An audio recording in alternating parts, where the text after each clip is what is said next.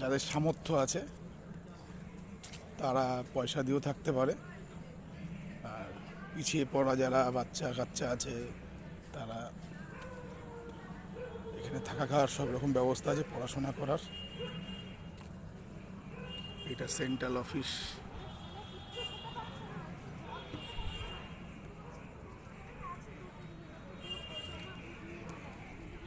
এখন বন্ধুরা এই একটা বাগান, প্রচুর মাঠ আছে এখানে, আসলে পরে খুব ভালো লাগবে আপনাদের।